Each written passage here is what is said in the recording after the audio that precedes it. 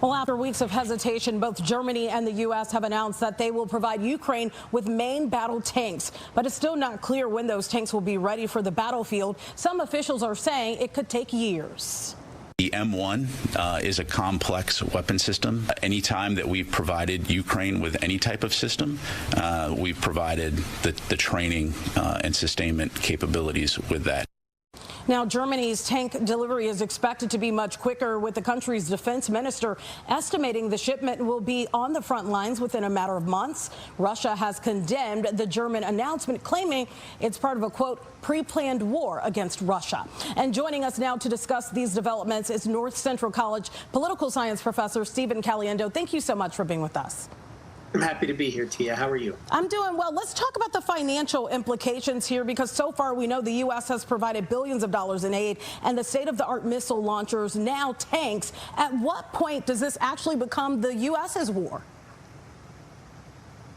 I think the decision today, even though it does increase the total price tag of what the United States is donating, it really was about getting other European countries, giving them the political cover that they needed, particularly Germany. But then after Germany made its announcement, other countries in Europe have said that they're going to send tanks as well, I think. So there'll be dozens. So the 30 that we're going to be sending are more symbolic than anything else, although they will be helpful. I think that the other countries sending is just part of this overall plan to have a consolidated force of Western allies.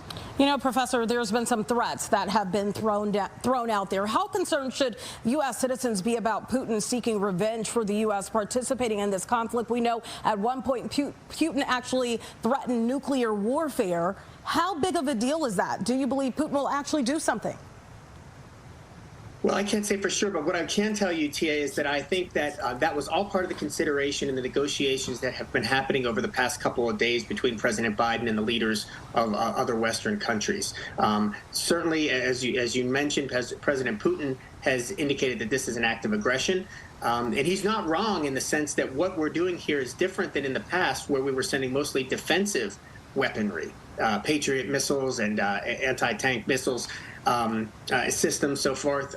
These are aggressive. These are offensive weapons. They're not designed to take over Russia, but they're designed to liberate the parts of Ukraine that are under the control of Russians at this time. And so I can see where Putin would be concerned. He's going to spin this to his advantage. But I don't know that we have to be any more concerned than we were before. And I'm sure that this is taken into consideration. You know, when I think about it, we've been talking for almost a year now about this war. We're approaching the 1-year mark. Do you think there's actually an end in sight? I know we always have that conversation, but do you think there is actually one coming up soon? I wish I could see into a crystal ball and know for sure. I'm sure lots of folks do. The other thing that makes it even more complicated is I'm not sure if the decisions that were made this afternoon, the announcements made this afternoon, will hasten or prolong the conflict. I mean, again, if you want to see a liberated Ukraine with no Russian occupation, you would hope that you don't care how long it takes to get that. If you want the war over very quickly, that's sort of a different calculation. And so if you don't care how it comes out. So it's hard for me to guess how long it's going to take. But this is certainly a meaningful change today, the announcements that were made in the trajectory of this conflict. All right, Professor Stephen Caliendo, it's always a pleasure to have you here talking to you about this. I'm sure we will be talking about this war again. Thank you so much for being with us. Thank you.